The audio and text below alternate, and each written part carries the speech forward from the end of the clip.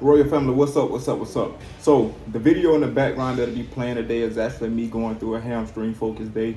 What I'm doing here is I'm actually going to be talking to you guys about the struggles that I've had preparing for my first bodybuilding show, and which I'm actually 6 weeks out from that. It's November 19th, as I stated in all the other videos. Just trying to keep y'all updated with that. But the first thing that I've actually been having trouble with, and something that I didn't realize that would be such a challenge in preparing for this, is actually like coupling working out, eating, and your actual work life inside of all of those things and trying to get it in together. So me, I sell cars, right? And that is a job that pretty much takes some of my time up. We could say 10 to about 13, 14 hours a day.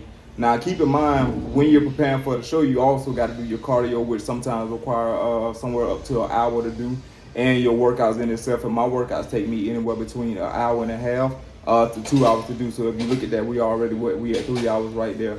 Now, add in again the 13 to 14 hours that I might actually work inside of a day. You can see where it will start to become a challenge. But what I've actually been trying to do is like, I try my best to, but sometimes it is just a challenge, is to get up early, somewhere around 6 o'clock in the morning, so I can get more time inside of my day. But again, when your days are so long and it just tie in together, it's actually hard to it's hard to get up at that time right there.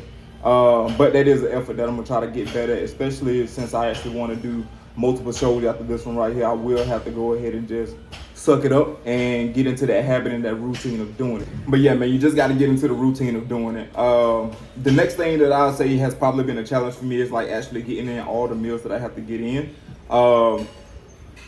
And again, it all kind of ties back into the one thing: it's the work schedule and it's the life schedule. Right now, my coach actually has me on 2,300 calories per day, which isn't something hard to eat at all. But when I have to eat those meals in 5 meals, it becomes more so of a challenge, because sometimes when I'm working, I actually just get really tied up, and sometimes I get in 3 of those meals when I know I have to get in 5, or I might not have, my pre-workout.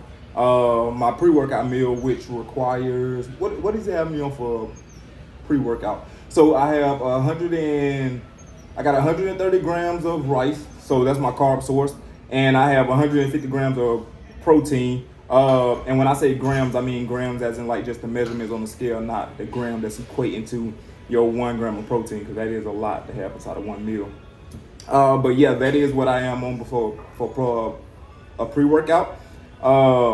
And a lot of times I don't get that in. So what I try to do, I try to substitute it with freaking peanut butter and a couple of rice cakes. I eat about 4 rice cakes. And if I'm not mistaken, 1 rice cake has 11 carbs. So we're looking at 44 grams of carbs right there that I'm taking in from that, plus the 7 grams of protein from the peanut butter that I should have, because I'm taking a spoonful, which is 1 serving. And it also gives me about 9 grams of fat, which, my fat consumption sits probably around about 80 grams, 90 grams a day. But yeah, man, getting the meals in has definitely been a challenge on that one right there. And I meal prep. Most of the time I do meal prep, and we have I always get them confused. It's not a new way, it's the air fryer. So we have an air fryer at the job, so sometimes, I just go ahead and prep my food inside in the morning and cook it while I'm at work. That way, when I am in between time where I got like, let's say 5 minutes, I go ahead and scoff the chicken breast down best I can. Sometimes I get it in, sometimes I don't. But that right there has tied into me missing meals. And when you're missing meals, you're not getting in all the calories, which definitely doesn't help when you're inside of a negative. You're not in a surplus, so your body is obviously going to try to find its energy source. If it doesn't have the fat right there, which I'm already in low fat consumption, it's going to start to pull from your muscle. So what's happening in that is when I'm not eating, I'm catabolizing more muscle than I want to. So I'm definitely not just getting a look that I want to, which the look isn't bad. We started off at 203 pounds. The lowest I've dropped down to right here inside of this prep is 177. This morning I was 178. So I'm a pound up from my lowest of what I was. And again, I think I'm gonna step on stage somewhere around 172 if I'm actually tracking everything right with my weight loss, which should be a pretty good look at my muscle frame. Again, we do have to get bigger. So when I actually go into my bulk, I'm gonna have a shit ton of protein. And I've been thinking about taking testosterone. I'm not too sure on that just yet, but I may get into that to actually help me with that muscle growth also.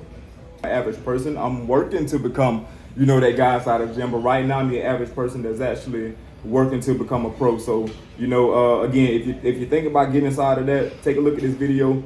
check those out. You know, go ahead and subscribe if you're here watching this and you got this far. If we look at screens like these once a second for 8 hours a day, it'd take 2 years to look at the entire.